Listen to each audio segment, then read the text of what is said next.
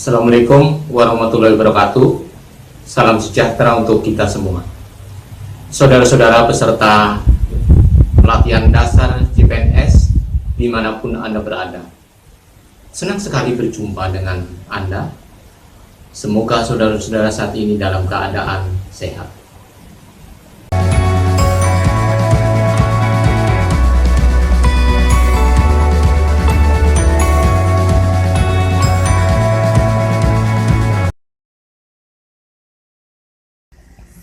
Dari beberapa penjelasan di atas, dapat kita simpulkan bahwa terjadi dampak daripada korupsi. Dampak yang pertama adalah dampak korupsi ada ekonomi. Saudara-saudara, akibat dari perilaku dan tindak pidana korupsi, terjadilah yang namanya high cost economic, yaitu ekonomi biaya tinggi. Suatu kegiatan ekonomi itu memerlukan biaya yang besar, yang tinggi. Apabila di dalamnya banyak pungutan, perizinan yang berbelit, dan lain sebagainya. Sehingga semua itu harus dibayar dengan menaikkan harga produk, barang, dan jasa. Dan pada akhirnya itu akan merugikan konsumen, yaitu masyarakat itu sendiri. Yang kedua adalah sosial masyarakat dan juga kemiskinan.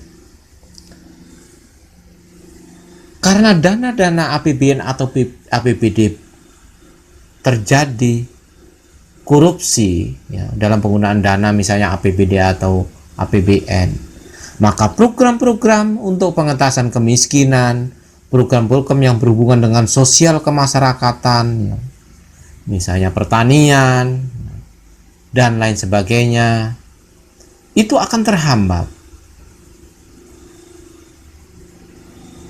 Misalnya pembibitan, pembinaan industri kecil dan rumah tangga, subsidi bagi usaha-usaha kecil, itu akan terganggu.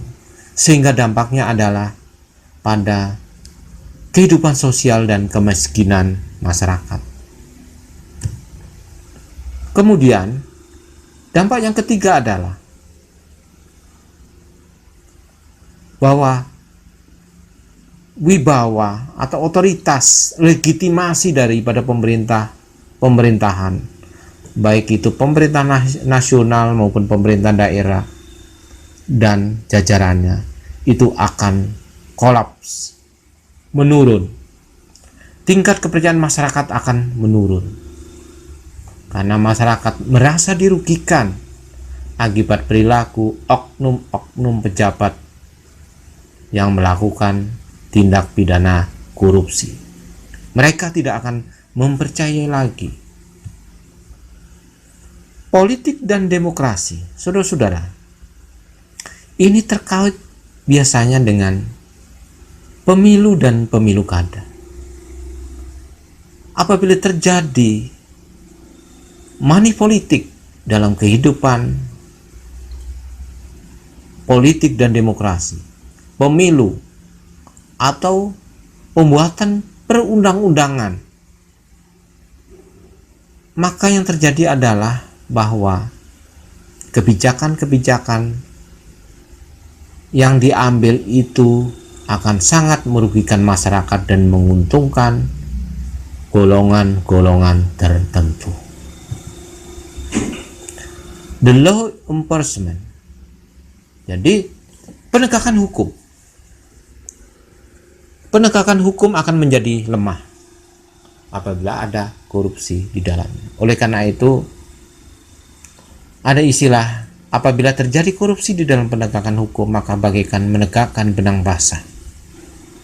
Oleh karena itu, hukum tidak akan dapat berlaku adil apabila ada korupsi, ada suap menyuap di dalamnya.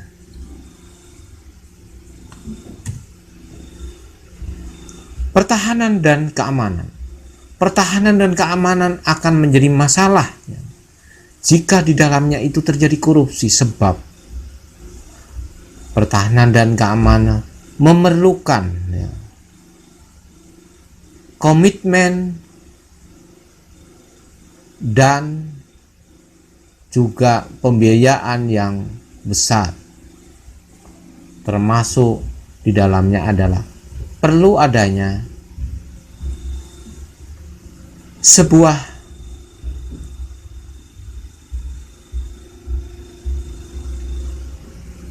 program yang memerlukan biaya yang tidak sedikit, seperti pengadaan alutsista misalnya. Yang terakhir adalah terjadi yang namanya kerusakan lingkungan. Saudara-saudara, kerusakan lingkungan itu biasanya secara langsung atau tidak langsung biasanya juga terkait dengan peristiwa atau perilaku tindak pidana korupsi. Sebab tidak mungkin seseorang untuk berusaha dengan merusak lingkungan apabila tidak ada suatu permainan korupsi di dalamnya. Tindak pidana korupsi, saudara-saudara, menurut Undang-Undang Nomor 31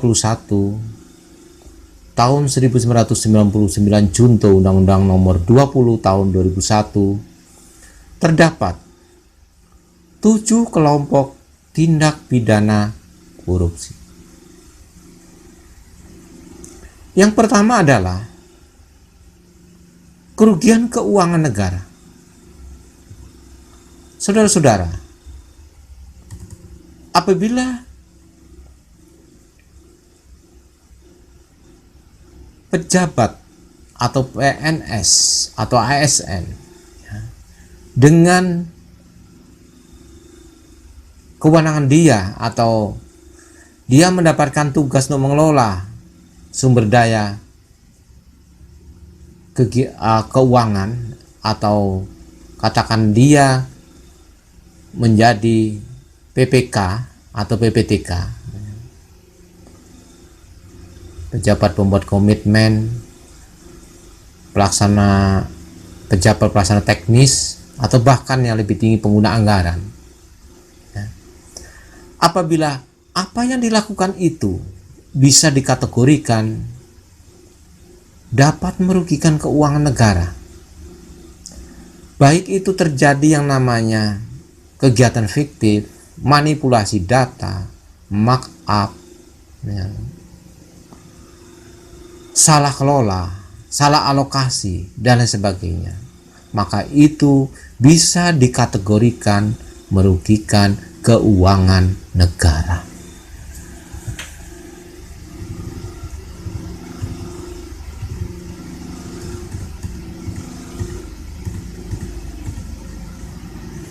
Yang kedua, suap menyuap. Suap menyuap adalah memberikan hadiah, janji, uang, dan lain sebagainya. Jadi memberikan hadiah, janji, uang, dan lain sebagainya kepada PNS atau pejabat untuk melakukan sesuatu atau tidak melakukan sesuatu yang bertentangan dengan peraturan perundang-undangan yang berlaku dengan merugikan keuangan negara. Jadi suap menyuap adalah memberikan hadiah, janji, uang, dan lain sebagainya kepada PNS atau pejabat untuk melakukan sesuatu atau tidak melakukan sesuatu yang bertentangan dengan tugas jabatan atau peraturan dengan merugikan keuangan negara. Itu adalah dikategorikan suap menyuap. Pemerasan, yang ketiga pemerasan. Pemerasan adalah memberikan tekanan, terjadi tekanan dari pegawai satu terhadap yang lainnya dari pejabat yang di atasnya terhadap pejabat yang di bawahnya, atau dari pejabat dari instansi tertentu misalnya. Memberikan tekanan untuk memberikan sejumlah uang, itu adalah merupakan pemerasan. Dengan dalih untuk memperbaiki laporan misalnya, untuk melakukan pembinaan dan lain sebagainya. Yang keempat, perbuatan curang. Saudara-saudara, dalam pengadaan barang, penyedia barang itu biasanya ingin mendapatkan keuntungan yang lebih, sehingga dia melakukan kecurangan dengan memanipulasi sebagian barang yang tidak sesuai dengan klasifikasi yang sebenarnya disepakati. Mengganti barang itu dengan barang lain dengan alasan misalnya bahwa stok di gudang sudah habis, maka diganti dengan barang yang sama misalnya. Nah, itu adalah merupakan perbuatan curang. Yang kelima adalah penggelapan dalam jabatan. Saudara-saudara, seperti tadi yang dikatakan Pak Kartono, ada hubungan antara jabatan wewenang itu dengan korupsi. Penggelapan dalam jabatan biasanya seseorang menggunakan jabatannya untuk mendapatkan keuntungan dengan menggelapkan atau mengambil uang, barang atau apapun, atau misalnya fasilitas, misalnya rumah, tanah berupa sertifikat, dengan memindah tangankan, dengan mentransfer atau dengan mengambil, dengan menghapus catatan-catatan yang ada dalam administrasi, itu juga adalah merupakan penggelapan dalam jabatan. Yang keenam adalah benturan kepentingan dalam pengadaan. Saudara-saudara, benturan kepentingan ini, saudara-saudara, bahwa pejabat atau pegawai negeri sipil itu ada dua hal yang membuat dia itu bisa menjalani kedua-duanya yang menyebabkan terjadi benturan. Misalnya, seorang pegawai negeri, dia merupakan pengawas, bagian dari penyedia, pemilik anggaran atau proyek. Nah, tetapi dia ternyata ikut juga menjual barang atau terlibat dalam pengadaan, misalnya dalam pengadaan pasir dia menjual, atau penyewaan alat-alat berat, dengan menekan kepada penyedia barang yang mendapatkan proyek atau dia menang di dalam tender. Sehingga pegawai negeri sipil atau pejabat itu, dia punya kepentingan. Satu adalah kepentingan untuk mensukseskan atau untuk keuntungan daripada usahanya. Di satu sisi dia seorang pengawas atau seorang pejabat atas nama negara. Bila terjadi seperti itu, biasanya pejabat itu lebih mementingkan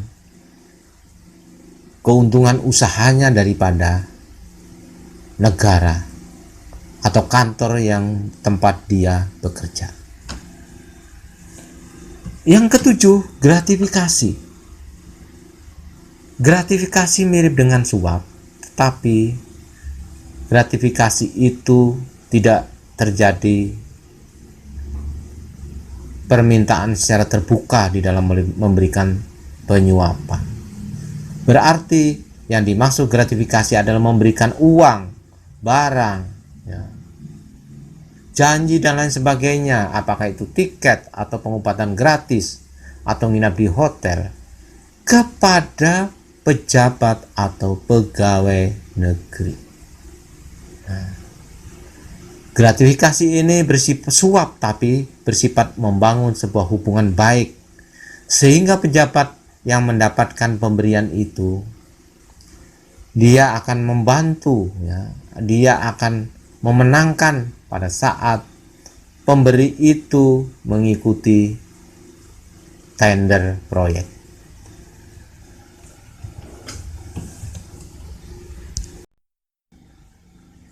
Saudara-saudara, di dalam pemberantasan korupsi perlu adanya niat, semangat, dan komitmen anti korupsi.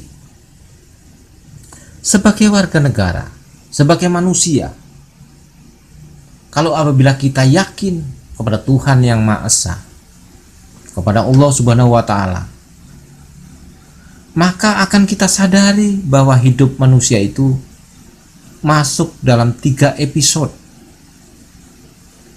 Yang pertama adalah sebelum kehidupan di dunia ini. Saudara-saudara, pada saat kita belum hidup, maka tidak ada dosa, tidak ada perbuatan yang kita lakukan. Setelah kita hidup di dunia yang kedua, kehidupan di dunia, barulah kita diuji. Kemana kita harus memilih di jalan yang benar atau di jalan yang salah. Sebab dari episode yang ketiga, kehidupan di pasca dunia, manusia itu akan semuanya meninggalkan dunia ini. Itulah orang mati dikatakan meninggal dunia. Kalau kita yakin sebagai umat beragama bahwa ada pembalasan di akhir hidup nanti, di alam setelah hidup di dunia ini, setelah meninggal dunia ini, maka kita harus berusaha di dalam kehidupan dunia di fase yang kedua ini, kita untuk berhati-hati, tidak melakukan pekerjaan perbuatan yang menghasilkan dosa.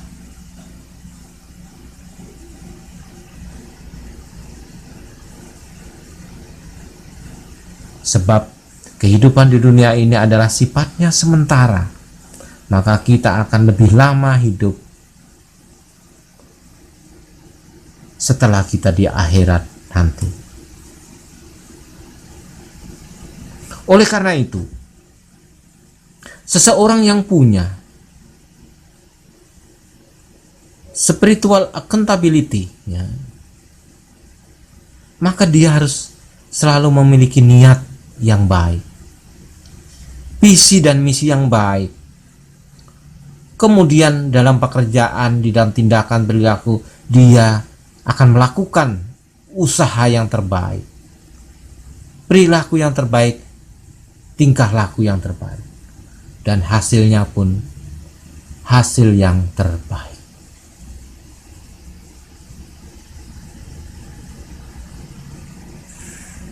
Nah, biasanya saudara-saudara, seseorang itu di dalam berkomitmen untuk berbuat baik, untuk tidak melakukan korupsi, ya, memang pada awalnya seseorang itu sulit sekali, apalagi dia sudah terbiasa di lingkungan yang suka melakukan markup, manipulasi data, ya loh. Ada kecenderungan apabila dipaksa, dia akan memberontak di dalam hatinya, menggerutu di belakang, karena dia atasan sangat disiplin misalnya, ikut, tapi dia terpaksa. Nah, tapi saudara-saudara akan mengalami lagi fase berikutnya. Anda nanti akan ceria dalam berkontribusi. Lama-lama komitmen sepenuh hati. Dan yang terakhir, Anda akan selalu bahagia, bekerja dengan ikhlas, bahagia, terhibur di dalam pekerjaan, meskipun Anda tidak melakukan korupsi. Meskipun Anda tidak mendapatkan uang di luar daripada penghasilan yang ada. Itulah sebuah pengabdian yang tulus dan ikhlas.